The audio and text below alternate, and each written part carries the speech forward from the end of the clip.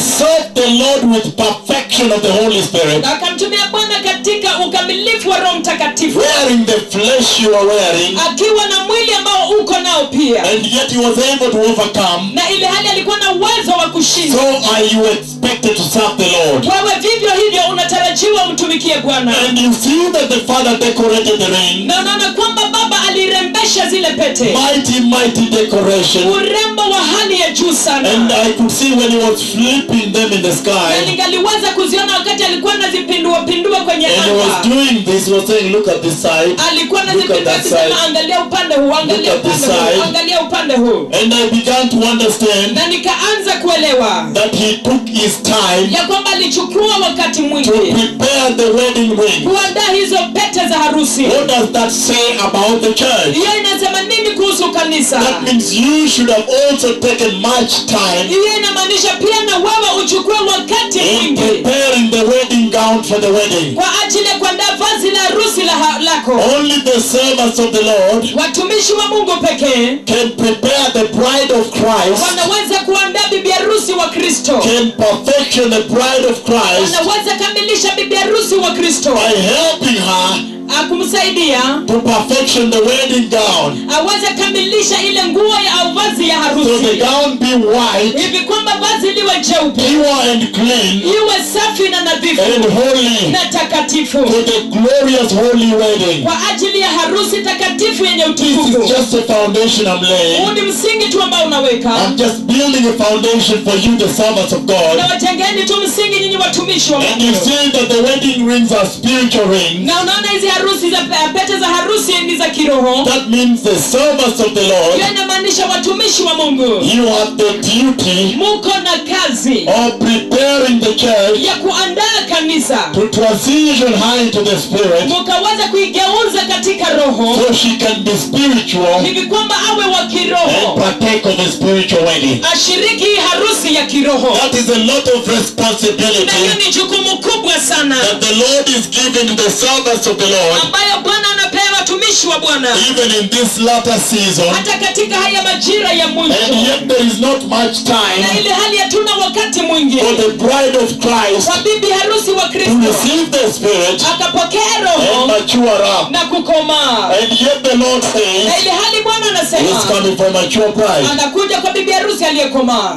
You see, Waona, it is a lot of ni responsibility. jukumu kubwa kabisa. If you have served the Lord for 30 years, Ikiwa umetumikia Bwana kwa miaka 30 even 40 years, au miaka 40, this is now when you are beginning to serve the Lord. sasa hii ndio wakati umeanza kumtumikia Because Bwana. this is the climax. Maana hii ndio kilele. This is the most important season. Hii ndio majira yenye umuhimu This is kabisa. the make or break season. Sasa hiyo ndio mahali ambapo pana kazi mingi. So I am going to look at certain things about the service to the Lord. Kwa hivyo naenda kuangalia mambo fulani kuhusiana na huduma wa Bwana. But I want to emphasize what he said the day before yesterday at night. Lakini nataka nisisitize kile aliposema juzi usiku. He said only very few will make it into the rapture. Akasema ni wachache kabisa watanyakuliwa. And again I'm repeating, Tena ninarudia.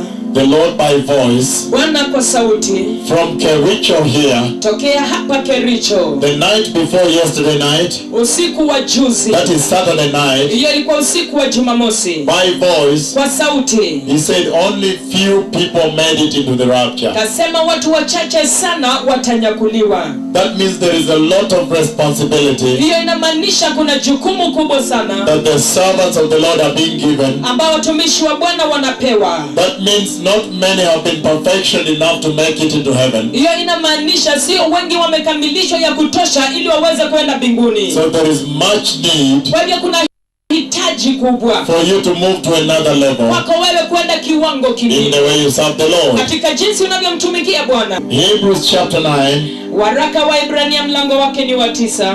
Hebrews chapter 9, Waraka wa Ibrania mlango ni wa 9. verse 28. Mstari ni wa 28. It says, so Christ was sacrificed once Sema kadhalika Kristo naye akishatolewa sadaka mara moja to take away the sins of many people, azichukue dhambi za watu wengi, and he will appear a second time, na atatokea mara ya pili not to bear sin, pasipo dhambi, but to bring salvation to those who are waiting for him. lakini kwa hao wamtazamiao kwa wokovu. And if there's anything to write, to underline, they're waiting for him. Na kama kuna kitu cha kupigilia mstari hapo ni wale wanaomngojea. So it's very critical Kwa hivyo ni muhimu sana that the servants of the Lord, ya kwamba watumishi wa Bwana, that you will begin to prepare the church to start waiting for ya Christ. kwamba mtaanza kuliandaa kanisa lianza kumngojea Kristo. Because in the past many things have happened in the church Maana pale mwanzoni mambo mengi sana yametendeka kwa kanisa that do not reflect a church waiting on the Lord. ambayo hayaonyeshi ama kuashiria kanisa linalomngojea Bwana.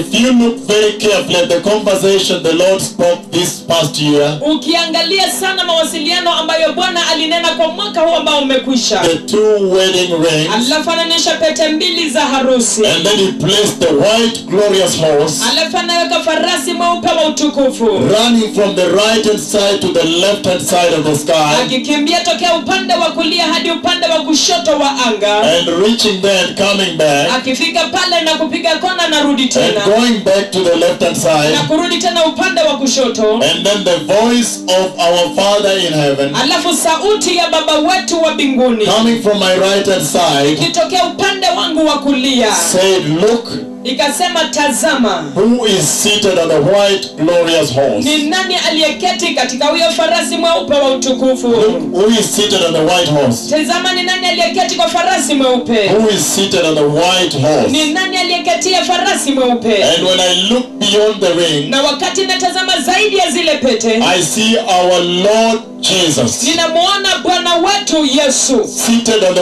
white glorious horse, akiwa ameketi kwa farasi mweupe mwenye utukufu, racing from the right hand side akikimbia toka upande wa kulia to the left hand side. akienda upande wa kushoto. And the way the horse is running, Na jinsi ile yule farasi anakimbia, the Father puts in my heart Baba anaweka kwa moyo wangu that actually the horse is ready, time is ready. ya kwamba kwa hakika farasi yuko tayari, wakati The horse is ready, it's being ready, being delayed, it's ready to go. yani farasi yuko tayari, anachelewesha kuenenda. And when I look very Na carefully, wakati natazama tena kwa umakinifu, that is the white horse you see in Revelation 19, huyo ndio farasi mweupe unamwona kwa Ufunuo wa Yohana mlango wa 19 verses 11 and 21. mstari wa 11 na 21. That is the white glorious horse Huyo ndio farasi mweupe wa utukufu that comes down on the Mount of Olives ambaye anakuja chini kwa mlima wa Mizeituni on the day of the Lord, katika hiyo siku ya Bwana, during the second coming of kwa Christ. kurudi kwa pili kwa Kristo. And then